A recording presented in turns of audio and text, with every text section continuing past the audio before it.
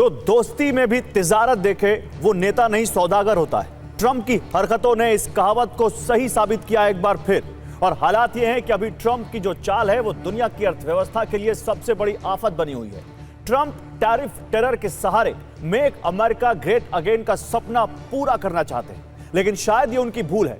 Trump चाहे जो कर ले, चाहे जितनी धमकी दे लें, भारत का स्टैंड क्लियर है। टैरिफ की चुनौतियां बड़ी हैं, लेकिन इसका मतलब यह नहीं कि भारत झुकेगा या डरेगा। भारत 140 करोड़ भारतवासियों के हित के लिए डटकर मुकाबला करेगा, यह लगातार कहा जा रहा है सरकार की तरफ से। खबर यह है कि ट्रंप भारत से इस वक्त किसी भी समझौते के मूड में नहीं है। पहले उन्होंने 25% का टैरिफ लगाया था, जो आज से लागू हो रहा है, और उसके बाद उन्होंने कल रात फिर 25% का अतिरिक्त टैरिफ लगा दिया, जो 27 अगस्त से लागू होगा। इतना ही नहीं, जो ट्रंप कभी भारत के बहुत अच्छे दोस्त माने जा रहे थे, वो अब टैरिफ के बाद सेकेंडरी सैंक्शन लगाने की बात भी कह रहे हैं। वजह सिर्फ यही है कि रूस से भारत के तेल लेने की आड़ में ट्रंप भारत के कृषि और डेयरी सेक्टर में एंट्री चाहते हैं। लेकिन इधर पीएम मोदी ने भी साफ कह दिया है कि कीमत चाहे जो चुकानी पड़े, लेकिन भारत झुकेगा नहीं और अपने किसानों के हित से कोई समझौता नहीं करेगा। लेकिन ट्रंप के 50% टैरिफ लगाने से भारत की चिंताएं तो बढ़ी हैं। इससे जीडीपी पर सीधा असर पड़ सकता है, ये एक्सपर्ट्स कह रहे हैं। 64 अरब डॉलर के निर्यात पर संकट आ सकता है। डॉलर के मुकाबले रुपया कमजोर हो सकता है और प्रतिस्पर्धा यानी वियतनाम, बांग्लादेश जैसे देशों को, इंडोनेशिया जैसे देशों को जहां टैरिफ कम है, भारत से उनके साथ कंपटीशन बढ़ सकता है। सेक्टर वाइज नुकसान की बात करें तो भारत में 50% टैरिफ से कृषि क्षेत्र में अनुमानित 1 अरब डॉलर का नुकसान, इंजीनियरिंग गुड्स में करीब 2 अरब डॉलर का अनुमानित नुकसान, जेम्स एंड ज्वेलरी में करीब 1.2 अरब डॉलर का अनुमानित नुकसान, गारमेंट सेक्टर में 700 मिलियन डॉलर और इलेक्ट्रॉनिक्स और आईफोन प्रोडक्शन में भी करीब 2 अरब डॉलर का नुकसान हो सकता है। तो ऐसे में सवाल उठता है कि अब भारत के पास विकल्प क्या है। दरअसल या तो भारत बातचीत और ट्रेड डील के जरिए मामला हल करे, या फिर यूरोप, जापान, ऑस्ट्रेलिया या आसियान देशों से वहां पर निर्यात बढ़ाए, आयात पर निर्भरता कम करके मेक इन इंडिया को बढ़ावा दे और प्रभावित सेक्टर को सब्सिडी और टैक्स में छूट देकर उसे राहत दे, उसे सहारा दे, और रूस के साथ साथ गैर पश्चिमी देशों के साथ ऊर्जा और व्यापार सौदे को भी मजबूत करे, या फिर अमेरिका पर काउंटर टैरिफ लगाया जाए, P-8 विमान की डील कैंसिल की जाए, तेजस में अमेरिकी इंजन का इस्तेमाल बंद किया जाए, अमेरिकी वेपन पर निर्भरता घटाई जाए, अमेरिकी सामानों का बहिष्कार किया जाए, गूगल, अमेजॉन जैसी कंपनियों पर डिजिटल टैक्स लगाया जाए, अमेरिकी एनजीओज और फंडिंग के नियमों को कड़ा करें।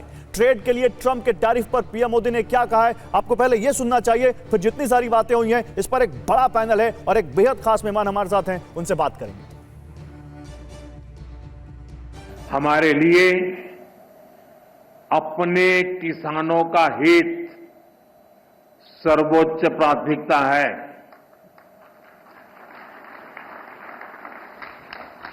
भारत अपने किसानों के, पशुपालकों के और मछुआरे भाई बहनों के हितों के साथ कभी भी समझौता नहीं करेगा।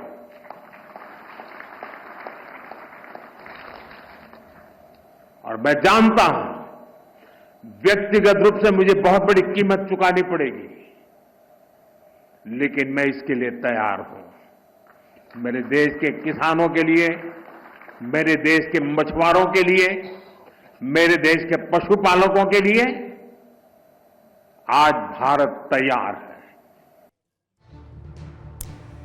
तो विदेश मंत्रालय ने अपना स्टैंड क्लियर किया है, प्रधानमंत्री ने बड़ी बात कह दी है, भारत ने अपना स्टैंड क्लियर किया है, भारत की सरकार ने किया है, लेकिन भारत की विदेश नीति को लेकर विपक्ष अभी भी सरकार पर हमलावर है और संसद में स्पष्ट बयान की मांग कर रहा है। सुनिए विपक्ष क्या कह रहा है। Special relationship which the Indian administration claimed to have had with President Trump doesn't exist, because after the first 25%, instead of it coming down, it's only gone up, which means the relationship has broken down. Obviously, there is no formal relationship, neither there seems to be any kind of back channeling which is easing things up between India and America. So the government, in my opinion, must take Parliament into confidence and give a categorical statement on how they see things. If they are not in a position to take Parliament into confidence, they must definitely call for an all-party meeting where they take the leadership of all political parties into confidence. America से रिश्ते तो आपको रखने ही पड़ेंगे, और America से रिश्ते आज के नहीं हैं। अमेरिका जैसे ताकतवर देश से आपके रिश्ते पहले से बहुत रहे हैं।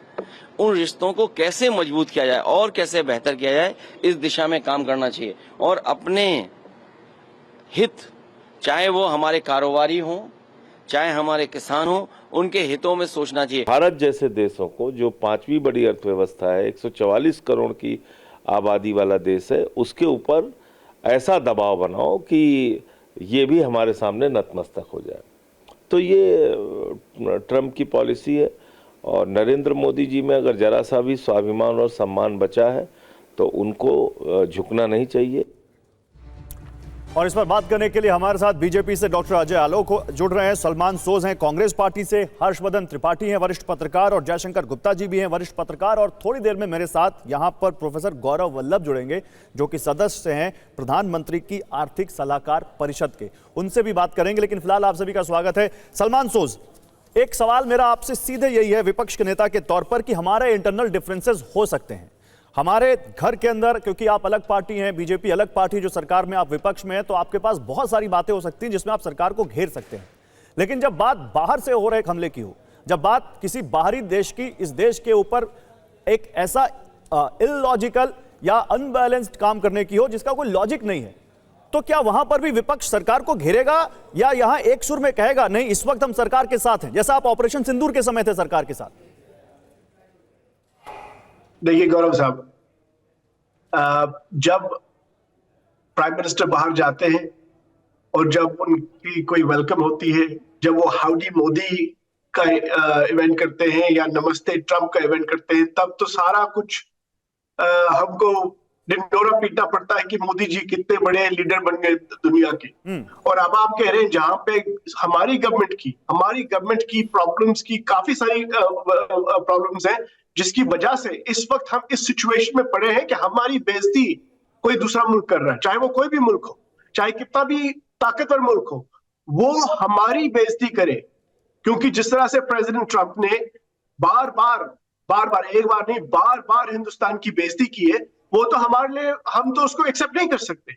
लेकिन उसके जिम्मेदार कौन है? उसके जिम्मेदार आप कह सकते हैं प्रेसिडेंट ट्रंप है, लेकिन मेरी नजर में और हमारी नजर में हमारी गवर्नमेंट है। क्योंकि इन्होंने जो एक फॉरेन पॉलिसी चलाई, जो इन्होंने इकोनॉमिक पॉलिसी चलाई, वो ऐसी बनाई कि ऐसा टाइम आ गया है कि हमारे पास बहुत सारे काम ऑप्शंस हैं। मैं आपको दो, अगर आप मुझे 10 सेकंड में मैं आपको एक्सप्लेन करता हूं। नहीं, मैं आप सुनिए सलमान भाई, सलमान सोज जी, आपने कहा बार डोनाल्ड, शायद आप उसकी तरफ रेफरेंस दे रहे हैं जिसमें आप गिनाते हैं 29 बार या 30 बार या 34 बार ट्रंप ने कहा कि मैंने ट्रेड रिलेशन की वजह से एक सीज फायर करवाया और भारत ने उनकी बात मान ली। यही कह रहे हैं ना आप, यही रेफरेंस दे रहे हैं ना आप? तो फिर अगर नहीं सुनिए, अगर सलमान सोज, अगर ट्रेड का कोई समझौता हुआ होता भारत और अमेरिका के बीच, जिसके बाद जिसका रेफरेंस आप देकर बार कह रहे हैं कि भारत ने सीज फायर पाकिस्तान के साथ किया, हालांकि भारत की सरकार ने बार मना किया, संसद में प्रधानमंत्री ने मना किया, अगर कोई समझौता हुआ होता तो फिर क्या यह नौबत आती जहां एक तरफ समझौता भी करते हो फिर 50% टैरिफ भी लगता? यहां तो साफ लग रहा है कि डोनाल्ड ट्रंप की बात नहीं मानी गई, इस वजह से वो गुस्सा में है। नहीं, देखिए ये सिंपलिस्टिक तरीका है एनालिसिस का, ये असली ऐसी सिचुएशन नहीं है। सिचुएशन आपको ये देखना है कि वो हमसे ऐसे कैसे बात कर सकते हैं, चाहे वो ऑपरेशन सिंदूर पे हो या फिर उसके बाद जो उन्होंने ट्रेड पे बात की इंडिया के साथ, हमारे साथ ऐसी बदतमीजी क्यों हो रही है? और बाकी वो चाइना के साथ अब क्यों लड़ नहीं पा रहे? वो ब्राजील के साथ जब उन्होंने किया तो ब्राजील ने वापस मुंह तोड़ जवाब दिया। क्यों? वो इसलिए क्योंकि हमारी जो डिप्लोमेसी थी वो एक हिसाब से पर्सनलाइज्ड डिप्लोमेसी, जिसमें प्राइम मिनिस्टर मोदी और प्रेसिडेंट ट्रंप क्या कहना चाहते हैं? वो बार भारत के रिश्तों की बात कर रहे हैं, अपने ट्रेड शर्तों की बात कर रहे हैं, तो भारत की सरकार तो जवाब दे रही है। सलमान जी, मैं आपके पास आता हूं, आप अपनी बात पूरी कर लीजिए, 20 सेकंड आप पूरी कर लीजिए, उसके बाद एक बात गौरव जी, एक बात मैं ये कहना चाहता हूं, ये पर्सनलाइज्ड डिप्लोमेसी को छोड़ दीजिए, वो तो फेल होगी मोदी जी। दूसरे साइड से आपने इकोनॉमिक पॉलिसी बड़ी प्रोटेक्शनिस्ट बनाई 2018 से, आपने इस मुल्क में बड़े बड़े उद्योगपतियों को बना दिया, जिससे by the way trade representative जो है अमेरिका के, जो फॉर्मर ट्रेड रिप्रेजेंटेटिव है डोनाल्ड ट्रंप के, लाइट हाउसर, उनकी किताब आप पढ़ेंगे तो उसमें क्या लिखा है? उसमें लिखा है कि हिंदुस्तान को 15 लोग चलाते हैं, 15 बिजनेस फैमिली चलाती है, उनके साथ बिजनेस करना बहुत मुश्किल है। फिर उनको उसी किताब में वो लिखते हैं, मेरा एक हिंदुस्तान का दोस्त है, बहुत अमीर इंसान, वो मुझे कहता है भाई आप गलत कहते हैं, 15 इंडस्ट्रीज नहीं चलाती हैं, 7 घर चला रहे हैं, 7। क्योंकि बाकी 7 लोग जो हैं वो उनको इन्फ्लुएंस करने में लगे हैं। ये हिंदुस्तान का हाल हो चुका है। हम 800 करोड़ लोग हमारे बात हिंदुस्तान कौन चला रहा है इस पर हम डिस्कस ही नहीं कर रहे। ये एक बहस का अलग मुद्दा होगा जिस पर बीजेपी के प्रवक्ता जवाब देंगे। बात तो ये है कि जो पार्टियां सत्ता में आती हैं या विपक्ष में रहती हैं, वो जब कोई बाहर हमारे साथ कुछ ऐसा करना चाह रहा हो जो हमारे देश के किसानों के हित में ना हो, हमारे देश के मछुआरों के हित में ना हो, तो उस समय हम सबको मिलकर क्या करना चाहिए। मैं चाहता था कि अजय आलोक इसका जवाब दे, लेकिन अजय जी क्योंकि हमारे साथ गौरव वल्लभ जुड़ चुके हैं, कम समय के लिए जुड़े हैं, इसलिए इस बार उनसे बात कर लेता हूं, फिर आपको बात करने का और जवाब कर देने का मौका दूंगा। गौरव वल्लभ जी बहुत स्वागत है। सदस्य हैं गौरव वल्लभ, पीएम की आर्थिक सलाहकार परिषद के, अर्थव्यवस्था को, आर्थिक नीतियों को बहुत अच्छे से समझते हैं। गौरव वल्लभ जी, क्या हो गया ये? एक समय लग रहा था कि डोनाल्ड ट्रंप आएंगे तो भारत और अमेरिका के रिश्ते यूं रॉकेट होंगे और सब कुछ हम करवाएंगे डोनाल्ड ट्रंप से, और आज अचानक वही डोनाल्ड ट्रंप 50% टैरिफ लगा रहे हैं। दुनिया में सबसे ज्यादा टैरिफ वाला देश बना दिया उन्होंने भारत को। गौरव जी, भारत ने अपना रेस्पॉन्स बिल्कुल क्लियरली दे दिया है। पॉइंट नंबर 1 कि दोहरे मापदंड नहीं चलेंगे। अमेरिका खुद रूस से जब यूरेनियम और ईवीज के लिए प्लेडियम और केमिकल्स और फर्टिलाइजर्स इंपोर्ट करता है रूस से, तो वो हमको किसी तरह से हमारे जो चीजें जो हम रूस से इंपोर्ट करते हैं उसके लिए हमारे ऊपर कोई बंदिश नहीं लगा सकता। दूसरी बात, प्रधानमंत्री जी ने साफ कर दिया कि भारत के किसान, भारत के जो पशुपालक और भारत के मछुआरों के हितों के साथ 0.0001% का भी समझौता दुनिया की किसी ताकत से नहीं होगा। भले ही प्रधानमंत्री जी ने तो यहां तक कह दिया कि पर्सनली उनको जो लॉस होना हो वो सहन कर ले। और तीसरी बात, भारत की आत्मनिर्भरता और भारत के नेशनल इंटरेस्ट के सामने दुनिया का कोई देश या कोई व्यक्ति इसके बीच में अपनी दादागिरी नहीं चला सकता। अच्छा, मैं फिर आपसे एक सवाल पूछता हूं, क्योंकि आप अर्थव्यवस्था को और आर्थिक नीतियों को बहुत अच्छे से समझते हैं, आप मैथ्स को समझते हैं, आप प्रोफेसर हैं। गौरव वल्लभ जी, अगर ये बात नहीं बन पाती है और ये 50%, क्योंकि 25% तो आज से लागू हो गया है, 20 दिन बाद नई बात बनी तो 50% लागू हो जाएगा, क्या आपके पास कोई गणना है कि इसका भारत को कितना नुकसान होगा? देखिए, भारत की जो इकोनॉमी है वो एक्सपोर्ट डिपेंडेंट इकोनॉमी नहीं है, कंजम्पशन ड्रिवन इकोनॉमी है। और भारत का मात्र 2% जो जीडीपी का हिस्सा है वो यूएस को भारत एक्सपोर्ट करता है।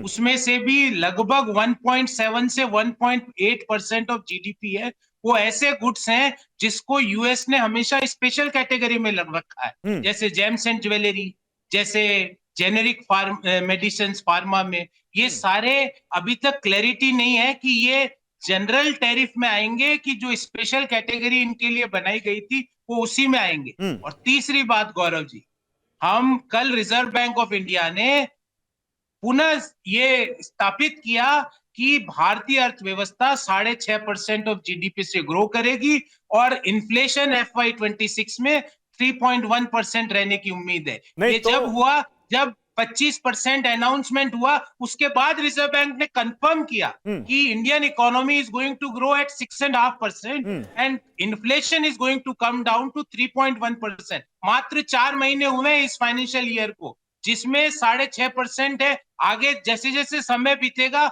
हो सकता है ये 7% हो जाए। तो गौरव जी, आप ये बताओ कि दुनिया में ऐसी मेजर एक भी इकोनॉमी बता दो जो 6.5-7% से ग्रो कर रही हो और जहां पे इन्फ्लेशन 3% से कम हो। एक ऐसी इकोनॉमी बता दो। आईएमएफ ने भारत के ग्रोथ फोरकास्ट को डोनाल्ड ट्रंप के 25% टैरिफ के बाद नहीं तो फिर एक सवाल है। देखिए, आज जो प्रधानमंत्री ने कहा, मैं उसी से जुड़ा हुआ सवाल पूछता हूं, आपने भी उस जवाब का रेफरेंस दिया।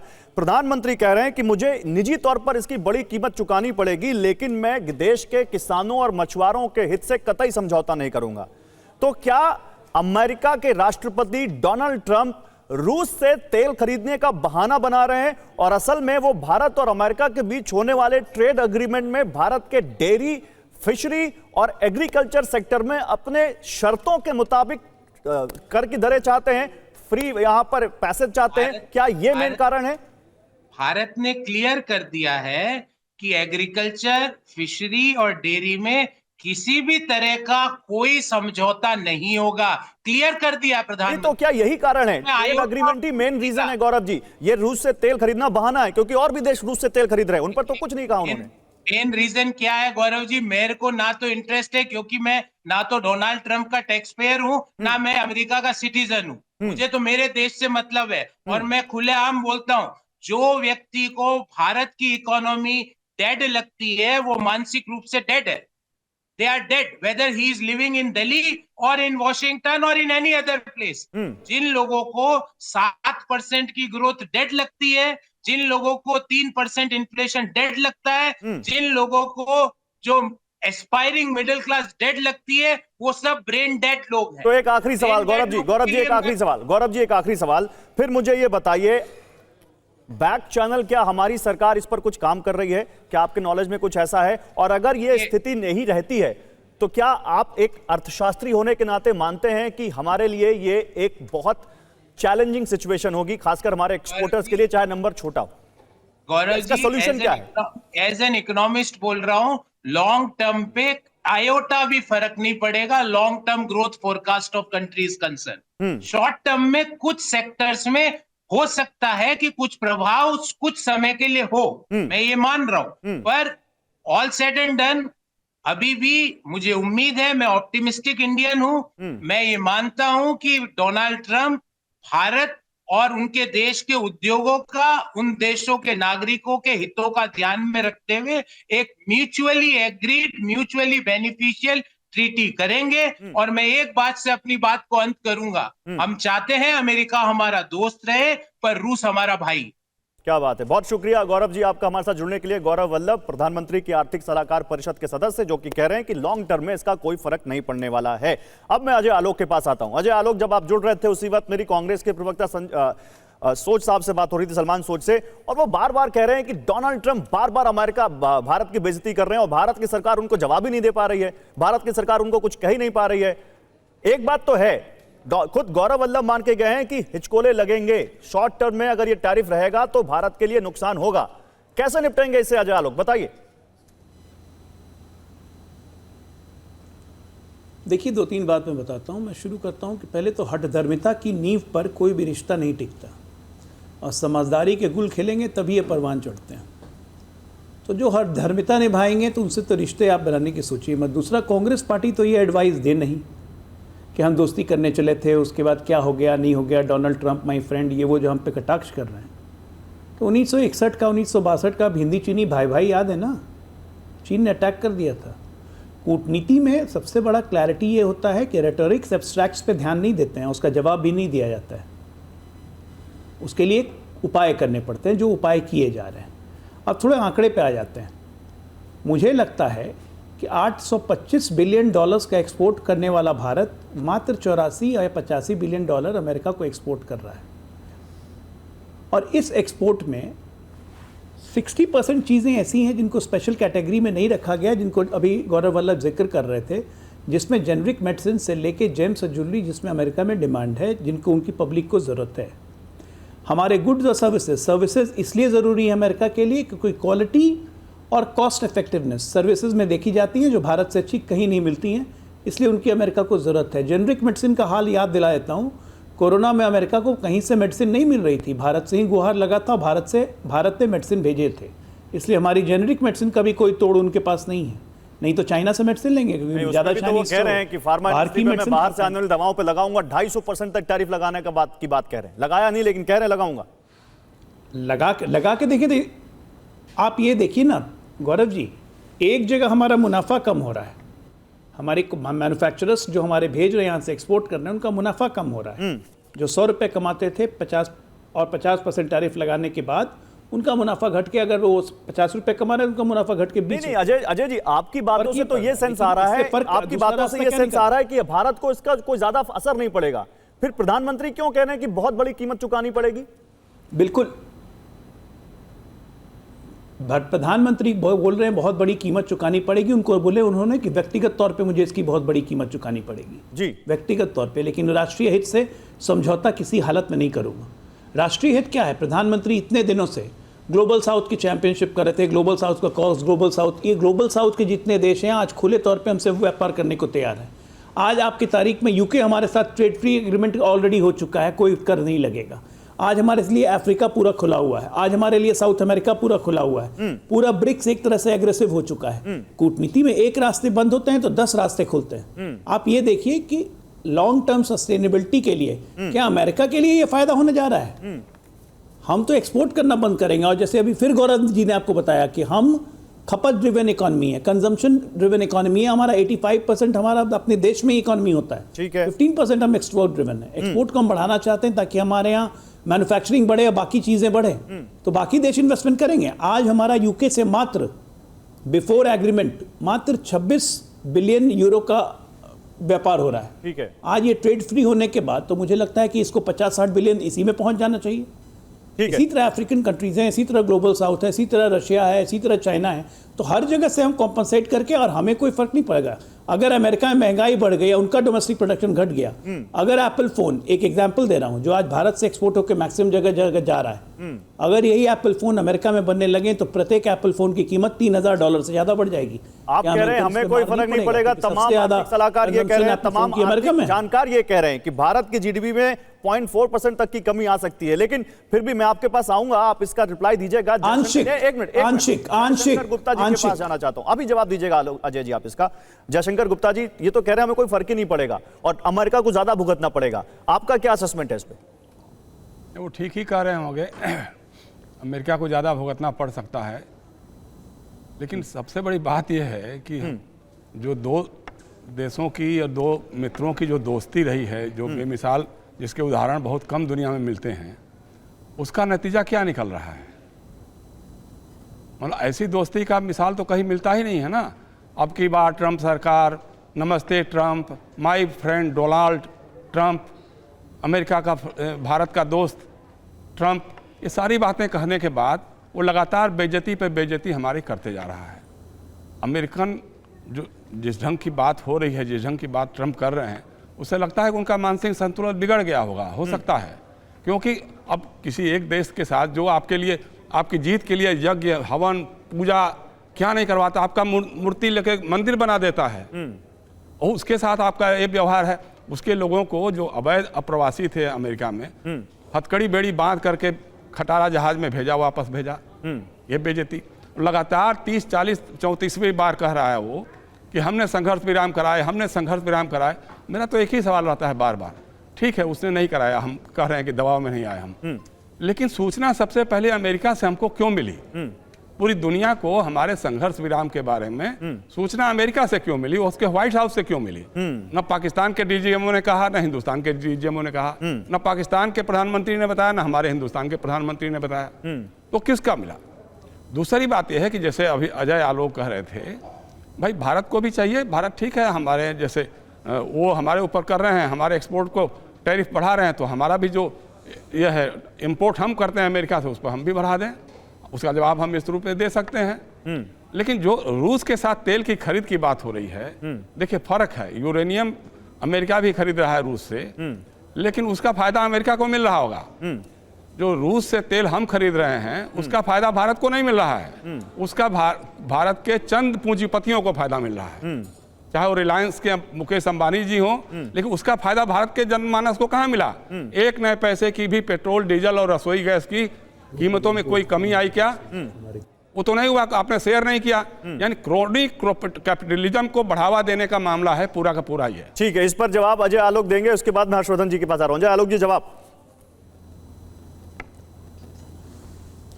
देखिए, सबसे पहले मुझे लगता है कि प्रेम शंकर जी को समझना चाहिए, जयशंकर जी कि हम इंपोर्ट कितना का करते हैं और हम एक्सपोर्ट कितना का करते हैं। जयशंकर जी कि हम इंपोर्ट कितना का करते हैं, हम एक्सपोर्ट कितना करते हैं, और हम ट्रेड प्लस कैसे हैं अमेरिका से। 33 बिलियन का साहब हम मात्र इंपोर्ट करते हैं और 85 बिलियन हम एक्सपोर्ट करते हैं। इसीलिए हमारी चिंताएं हैं, क्योंकि ट्रेड प्लस है हम अमेरिका में, और ट्रंप की भी चिंताएं इसलिए हैं क्योंकि वो भारत उनसे ज़्यादा ट्रेड प्लस है।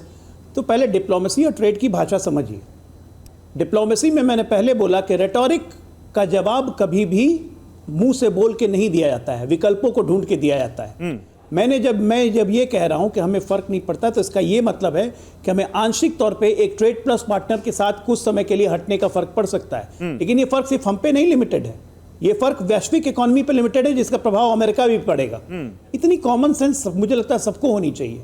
अमेरिका, आप कह रहे हैं हम पे फर्क नहीं पड़ेगा, लेकिन फिर जब फर्क नहीं पड़ेगा तो फिर भारत और अमेरिका में हर्षवर्धन, मैंने कहा कि आंशिक ही मतलब आपकी बातों का मतलब है ज्यादा फर्क नहीं पड़ेगा, आंशिक बात को इसको गलत टैंजेंट पे मत लीजिए। मेरा मतलब यह है कि हम विकल्प और ढूंढेंगे।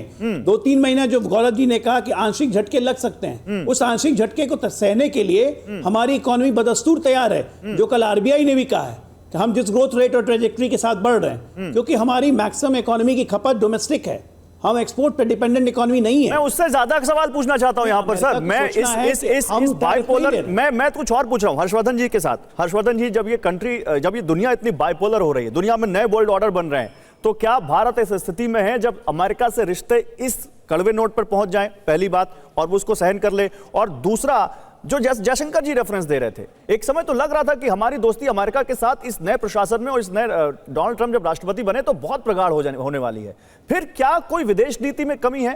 क्या बैक चैनल किसी नेगोशिएशन में कमी है? अचानक वो दोस्त इतना बड़ा दुश्मन क्यों बनता दिख रहा है?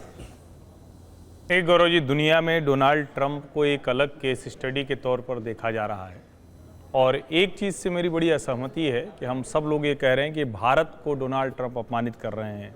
सोद साहब ने भी कहा, हम सब ऐसे कहते हैं जैसे कोई ट्रंप हमें बेइज्जत कर रहा हो, तो थोड़ा कम से कम इससे बचना चाहिए। देशवासी के तौर पर हम गर्व नहीं कर पा रहे हैं, तो ये हमारी कमी है, फिर भारत के प्रति हमारे प्रेम में कुछ कमी है। किसी की इतनी हैसियत नहीं कि वो हमें बेइज्जत या अपमानित कर दे। अब सवाल ये है कि ट्रंप ये सब जो कर रहे हैं वो क्या है? तो ट्रंप किसके साथ नहीं कर रहे हैं? चीन के साथ नहीं कर रहे हैं, रशिया के साथ नहीं कर रहे हैं, जेलेंस्की को व्हाइट हाउस में बुलाकर नहीं किया, लूला डिसिल्वा के साथ नहीं कर रहे हैं, जापान के साथ नहीं कर रहे हैं, ऑस्ट्रेलिया के साथ नहीं कर रहे हैं, साउथ कोरिया के साथ नहीं कर रहे हैं। ट्रंप को यह लगता है कि पिछले कुछ दशकों में अमेरिका का पैसा सबने ले लिया, अमेरिकी कंपनियां अमेरिका छोड़कर दुनिया के हर हिस्से में गई। हालांकि उसका सबसे बड़ा लाभ चीन को मिला, जो 18-19 लाख करोड़ डॉलर की इकोनॉमी हो गई। उनको लगता है कि अब भारत वो विकल्प बन सकता है, दुनिया के दूसरे देश वो विकल्प बन सकते हैं, तो वो अपनी एक्सरसाइज कर रहे हैं। इसमें वो अतिरेक तक जा रहे हैं। क्या किसी प्रधानमंत्री को दूसरे राष्ट्राध्यक्षों के साथ इतने रिश्ते बेहतर करने की कोशिश नहीं करनी चाहिए? बिल्कुल करनी चाहिए थी। नरेंद्र मोदी ने ट्रंप के साथ जो रिश्ते बेहतर किए, और पहला कार्यकाल बहुत शानदार गया है नरेंद्र मोदी का, ट्रंप के साथ ये दूसरा कार्यकाल है। इस कार्यकाल में ट्रंप को कुछ लगता है कि वो कुछ इतिहास रच देंगे, पता नहीं नोबेल पीस का चक्कर है या कुछ दूसरी चीजें हैं, लेकिन जरा आप ध्यान से सोचिए, हम जहां खड़े हैं। मैं आपसे कुछ और पूछ रहा हूं, हर्षवर्धन जी, बेइज्जत कर रहे हो ना कर रहे हो, टारगेट तो कर रहे हैं, तो आप मानते हैं ना? नहीं, पाकिस्तान कर रहे हैं ना, ट्रेड एग्रीमेंट करके बैठे हैं, आसिम मुनीर को लंच दे रहे हैं, और यहां पर हमारे ऊपर 50% टैरिफ लगा रहे हैं। आप बताइए, जो टैरिफ की लिस्ट आई है अभी 25% पे ही काउंट कर लूं तो अल्जीरिया और इसके अलावा लीबिया ऐसे जैसे देश हैं जिनके ऊपर 25 या 30% टैरिफ है, बाकी सब 15, 19, 20% में आ रहे हैं। तो टारगेट तो डोनाल्ड ट्रंप कर रहे हैं ना इंडिया को। गौरव, मैं फिर से कह रहा हूं, दुनिया के हर देश को डोनाल्ड ट्रंप कर रहे हैं, लेकिन आज अमेरिका के डोनाल्ड ट्रंप की नजर में चीन और भारत की हैसियत बराबर है। चीन को भी वो इसी तरह से टैरिफ पर टैरिफ लगाते जा बराबर है सर, 90 दिन का वेवर दे रखा है उनको, हमको कहां दिया वेवर? तो हम भी तो वेवर पे थे ना, आप कैसी बात कर रहे हैं? चीन के साथ उन्होंने 125% टैरिफ लगा दिया था, भूल गए आप इतनी जल्दी? उन पर रेसिप्रोकल टैरिफ लगाया सर, मैं लगाया कह रहा हूं, रेसिप्रोकल टैरिफ से ही शुरुआत की थी, रेसिप्रोकल टैरिफ से शुरुआत की थी। वो 25, 50, 125 तक गया, 110% लगा, 15% उसमें ऐड किया। भारत में 25% कहा, जो 30 जुलाई का था वो आज लागू हुआ, 7 दिन की छूट, फिर उसके बाद 20 दिन की छूट क्यों दी गई है? इसका मतलब यह है कि हम दुनिया में अमेरिका के सामने सबसे ताकतवर देश के तौर पर खड़े हैं। प्रधानमंत्री नरेंद्र मोदी जब कह रहे हैं कि कुछ भी हो जाए, हम देश के किसानों, पशुपालकों, जो भी हमारी एमएसएमईज हैं, उनके हितों को नहीं जाने देंगे। इसका मतलब किसी देश की ताकत अगर है तो वो हम हैं। और डिसिल्वा लूला के ऊपर जो लगाया, ब्राजील पर 50% कर दिया। क्यों कर दिया? क्योंकि उन्होंने पलटकर जवाब दिया। क्या दुनिया मल्टीपोलर वर्ल्ड में दूसरे तरफ जा रही है? उसका जवाब है हाँ। क्या भारत कई फ्रंट पर, यूपीआई से लेकर, सेमीकंडक्टर से लेकर, डाइवर्सिफिकेशन से लेकर, अलग अलग चीजें लेकर हम आत्मनिर्भर भारत की ओर बढ़ रहे हैं? जो काम 80 के दशक में अगर उस वक्त की सरकारों ने किया होता तो हम और चीन बराबर थे। सलमान सोच कुछ रिएक्ट करना चाह रहे हैं। ओके, सलमान सोच कुछ रिएक्ट करना चाह रहे हैं। सलमान सोच, लेकिन सवाल एक लाइन जोड़ दूं मैं गौरव, एक लाइन बोल दीजिए। अमेरिका से हम रिश्ते नहीं खराब करने जा रहे हैं। डोनाल्ड ट्रंप को अभी लगता है, लेकिन अमेरिका दुनिया का सबसे बड़ा कंज्यूमर मार्केट है, उसको रिप्लेस कोई नहीं कर सकता। ये भी मैं बता दूं आपको, डाइवर्सिफिकेशन में कुछ कुछ हिस्सा मिलेगा, लेकिन अमेरिका दूसरा खोजना अभी फिलहाल तुरंत संभव नहीं है। इसलिए हम रिश्ते नहीं खराब करने जा रहे हैं, हम विकल्प तलाशेंगे, तरीके तलाशेंगे। ठीक है, अब सलमान सोच सवाल देखिए क्या है। सवाल यह है कि भारत की अर्थव्यवस्था सबसे तेजी से बढ़ रही है। ये तो आप भी आंकड़े देखते हैं, आप भी आर्थिक नीतियों को और आर्थिक आंकड़ों को समझते हैं। हमारे खुद आरबीआई के गवर्नर ने कल ही कहा है कि वैश्विक जीडीपी वृद्धि में 18% का योगदान हम दे रहे हैं और अमेरिका 10-11% तक दे सकता है। इसलिए हम बहुत अच्छा कर रहे हैं और आगे भी सुधार करते हैं। तो उस दौर में जब हमारे तमाम मैक्रोज अच्छे आ रहे हों, जब हमारे खुद के आरबीआई गवर्नर ये बोल रहे हो, तो विपक्ष हम यहां उस देश के राष्ट्रपति के ऊपर साथ मिलाएगा जो हमको टारगेट कर रहा है, या विपक्ष कहेगा कि नहीं ये सही है और वो गलत बोल रहे हैं? देखिए, पहली बात मैं आपको ये बताऊं कि मुझे पता नहीं था कि जर्नलिस्ट भी आजकल बीजेपी की तरफ से बोलने लगे। कोई बात सर, ये तो कोई बात नहीं हुई। बीजेपी के जो दो लोग अगर ना माने तो वो बीजेपी जो बीजेपी के दो लोग हैं उनकी नहीं, देखिए डिस्टर्ब जब नहीं सुनता है, मुझे बात नहीं करने दीजिए ना। तो यही बोलते रहते हैं। नहीं, आप क्यों आज उस पर आइए ना। सुनिए, अरे आप सलमान सोच, आप मुद्दे पर आइए, इंडिविजुअल को क्यों टारगेट कर रहे हैं? उन्होंने आपका नाम तो नहीं लिया, आप उनका नाम क्यों ले रहे हैं? नहीं पाएंगे वो, मेरी समझ नहीं है कि मेरे तर्कों को काट सके। बोलिए। सुनिए, मेरी बारी है, मुझे बात करने दीजिए। मैंने आपको किसी को डिस्टर्ब नहीं किया, मैंने सबकी चुपचाप बात सुनी। तो आप इंडिविजुअल टारगेट करने लगे। आप मुद्दे पर आइए, आपको कोई नहीं टोकेगा। बोलिए। मुद्दा ये है कि आपके दो थे, एक तो आपके प्राइम मिनिस्टर, मुझे पता नहीं था, गौरव वल्लभ उसके मेंबर हैं और आलोक जी हैं बीजेपी के। गौरव तो बीजेपी में चले गए, तो उन दोनों ने क्या कहा, और मैं आपको बताता हूँ बीजेपी की कितनी कमियां हैं जिसकी वजह से हिंदुस्तान को कितना खतरा है। इनको बेसिक इकोनॉमिक्स नहीं पता है। गौरव वल्लभ अपने आपको इकोनॉमिस्ट कहते हैं और उनको बेसिक इकोनॉमिक्स नहीं पता है। इन्होंने कहा, दो चीजें कही। एक कहा कि भाई इसका तो शॉर्ट टर्म इंपैक्ट होगा, इसका कोई ज्यादा इंपैक्ट नहीं होगा। वही वाली बात होगी ना जो मोदी जी ने कहा था डिमोनेटाइजेशन में, बस 40-50 दिन का टाइम दीजिए, नहीं तो सूली पे लटका देना। ये वही बात है। इनको तो पता नहीं, यहाँ पे जब एक्सपोर्टर्स का बुरा हाल होगा और उन सेक्टर्स में जहां पे जॉब क्रिएशन बहुत है, इन पे तो कोई असर नहीं पड़ेगा, मोदी जी पे कोई असर नहीं पड़ेगा, लेकिन लोगों के घर उजड़ जाएंगे और उनके घर उजड़ने का इनको कोई असर नहीं है, हमें असर है उनका। तो ये पहला है।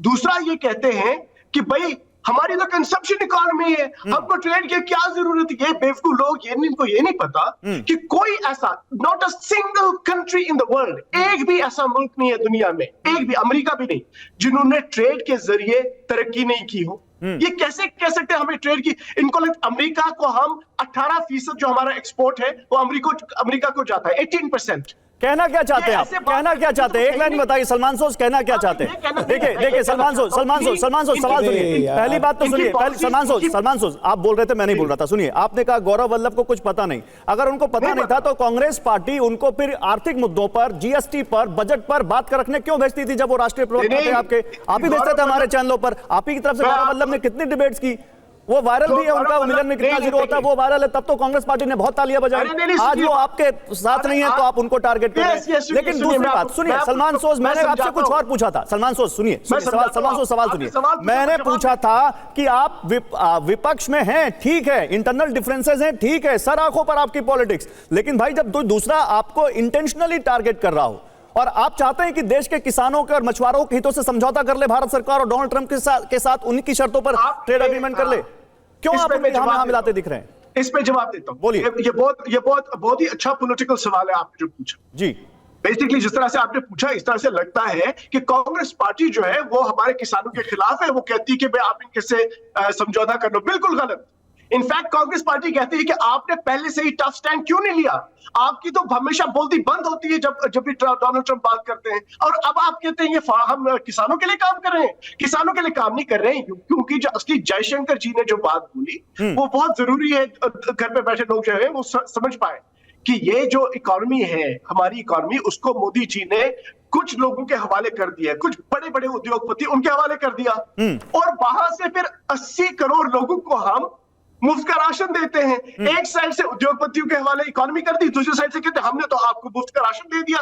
वो कौन सा ताकतवर मुल्क है जहां पर 80 करोड़ लोग? अजय आलोक जवाब। ओके, अजय आलोक जवाब। क्या इकोनॉमी बनाई है? ठीक है, तो अजय उसमें आलोक, तो हमें लड़ाई करनी है। जवाब दीजिए। वो छोड़िए, हम थोड़ी छोड़ देंगे। देखिए, वो सलमान- डोनाल्ड ट्रंप कहता रहे जो भी कहे, लेकिन हम बदतमीजी उनकी नहीं मानते। नहीं उनकी बदतमीजी बदतमीजी- सलमान भाई, सुनिए, मत कीजिए, और बदतमीजी लेकिन कोई वो कर नहीं जवाब सकता। और देना नहीं दूसरी बात है कि यहाँ पर बात हो रही है कि डोनाल्ड ट्रंप ने क्या किया है। यहाँ पर आपने अपना पक्ष रख दिया, आप जवाब दीजिए अजय आलोक।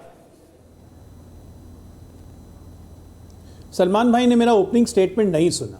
सलमान भाई थोड़ा सुना, डिबेट में सुना। दूसरे को भी सुन लिया कीजिए। एक तरफा बोलने की आदत पूरी कांग्रेस पार्टी और राहुल गांधी जी को लगी हुई है। मैंने आपको आता नहीं, मैं क्या ओपनिंग करूं? स्टेटमेंट में कहा कि हम टोटल एक्सपोर्ट मार्केट इंडिया का, सुनिए ना, आपने अभी कहा कि हम 18% एक्सपोर्ट करते हैं अमेरिका को। गलत। नहीं, true, total it is export true. 825 point कुछ अरे नहीं, नहीं, बिलियन अलोक डॉलर्स का भाई, है। सुनिए don't lie. अलोक भाई, it's not true, no, this is wrong. It's not true, it's not true, it's not true. अब एक मिनट बीच में नहीं बोला था मैं आपके। आप गलत बात थोड़ी कह सकते हैं हिंदुस्तान को। ऑफिशियल डेटा है, ये आपकी गवर्नमेंट का डेटा है। क्या कहते हैं आप? 820, अरे भैया No, it is 80. 2024 का डेटा दे रहा हूँ। आपने झूठ फैलाते सलमान जी, हैं। आपका टर्न आएगा तो आप बोलिएगा, आप डेटा भी काट दीजिएगा और अपनी बात भी रखिएगा। कम से कम आप 20 सेकंड verify बोल तो करा लें। लीजिए। जब वो बोल लेंगे तो आपको ज्यादा होगा काउंटर करने के लिए। अजय आलोक, अब बदतमीजी कौन कर रहा है? गौरव, बदतमीजी कौन कर रहा है? आपको समझ में आ गया ना? नहीं कोई बदतमीजी नहीं कर रहा, वो तो बात $825 कर रहे हैं। का $825 बिलियन का टोटल एक्सपोर्ट है। अमेरिका को $84.6 बिलियन का हम लोग एक्सपोर्ट करते हैं। कितने हो गए? 11% भी नहीं हुए, 10.5% हुए। कांग्रेसी ले गया 18% पे। अरे अपने जमाने में आप कितना करते थे 2014 तक? वो भी डेटा दीजिए ना। टोटल इंडिया का एक्सपोर्ट $325 का था, $325 बिलियन का। 2 गुना से ज्यादा आपको नहीं अजय जी, अजय जी आपने अभी एक डेटा दिया था। अजय जी एक मिनट, अजय जी आपने अभी डेटा दिया था हमारा। देखिए करीब 180 बिलियन डॉलर का भारत अमेरिका के साथ वो ट्रेड रिलेशनशिप है। 40-45 बिलियन डॉलर का हमारा 84 बिलियन डॉलर, 45 बिलियन डॉलर का सरप्लस है ना सर हमारा। 84 बिलियन डॉलर्स का 84 हम करते हैं और 40 वो करता है, जिसमें 45 हम सरप्लस में। हमारा उनसे सरप्लस। तो क्या भारत सरकार इस 50 हम भारत 50 सरकार सरप्लस में। Sir Bharat 45 to 50 billion dollar surplus में है, तो भारत सरकार क्या इस सरप्लस को कुर्बान करने के लिए तैयार है? बिल्कुल नहीं कुर्बान करेंगे। आपको क्या लगता है कुर्बान हो जाएगा? आप ये देखिए कि ट्रंप 1 कदम आगे बढ़ते हैं, 2 कदम पीछे जाते हैं। It's very difficult to predict him. लेकिन इस अनिश्चितता के साथ हम अपनी डिप्लोमेसी को ट्रेड नहीं कर सकते। जो उस्काया जा रहा है बार बार कांग्रेस पार्टी का कि ट्रंप बेइज्जत कर रहा है, जवाब दो, गाली दे दें, तोड़ दें सारी ये कूटनीति, खत्म कर दें। अकल को वही ट्रंप आज से 1 महीने के बाद सारी टैरिफ वापस 8% पे ले आएगा, तब क्या करेंगे? कूटनीति तो अभी भी आपकी कौन सी कामयाब दिख रही है? अभी भी कौन सा ट्रंप हमारे फेवर में काम कर रहा है? चीज नहीं होती है कूटनीति, अभी भी कौन सी कामयाब दिख रही है अजय जी? भाई हमारे फेवर में आज की तारीख में कोई 25 तारीख को उनका एक दल आ रहा है ट्रेड नेगोशिएशन करने के लिए। रशिया और अमेरिका की भी बात हो रही है। It's a multipolar world, it's no more a bilateral world. Bipolar नहीं है ये। ठीक है, दुनिया 2 धड़ों में नहीं बटी हुई है। ठीक है, ओके जयशंकर, नहीं सलमान भाई जयशंकर अच्छा बोल लीजिए, 20 सेकंड बोल लीजिए, फिर जयशंकर जी बोलिए 10 सेकंड। मैं आलोक जी, अजय जी, मैं आपके लिए कह रहा हूं। मैं CNBC का आपको एक पॉइंट पढ़ के देता हूं। India counts the US as its single largest export partner with nearly 20% of its exports going to the US in the year ended March 2025. Okay ठीक है, Please, गलत बात मत बोलिए प्लीज। आप CNBC पढ़ रहे हैं भाई मैं RBI पढ़ रहा हूं। Don't quote any private organisation. अरे 20% आप मानने के लिए तैयार नहीं, आप कैसी बात करते हैं? Don't quote any private competitor organisation. Sir सरकारी आंकड़ा है तो प्लीज कोट करिए। अगर सरकार का है, अमेरिका की सरकार का, भारत सरकार का, तो कोट कीजिए। लेकिन इस बीच जयशंकर जी देख लीजिए, सलमान जी अभी है 2-3 मिनट हमारे पास। जयशंकर जी नहीं, बहुत गलत दिशा में जा रही है बहस। तो देखिए बात क्या है, ये बात समझने की है। अगर प्रधानमंत्री कह रहे हैं कि हम किसानों, मछुआरों और पशुपालकों के हितों से समझौता नहीं करेंगे, अच्छी बात है। जब ट्रेड समझौता होगा अमेरिका और भारत के बीच में, उस समय देख लिया जाएगा। लेकिन सबसे बड़ी बात जो उन्होंने कही कि साहब ये इसका कितनी कीमत चुकानी पड़ेगी, मुझे व्यक्तिगत रूप से कितनी कीमत चुकानी पड़ेगी ये मुझे मालूम है। अब कौन सी व्यक्तिगत कीमत चुकानी पड़ेगी ये तो उनको साफ करना चाहिए ना, क्योंकि वो व्यक्तिगत नरेंद्र दामोदर दास मोदी नहीं हैं, वो इस देश के प्रधानमंत्री हैं। हमारे प्रधानमंत्री को क्या व्यक्तिगत कीमत चुकानी पड़ेगी, क्या अडानी के बिजनेस इंटरेस्ट पर असर पड़ेगा, क्या होगा, इसको बताना चाहिए।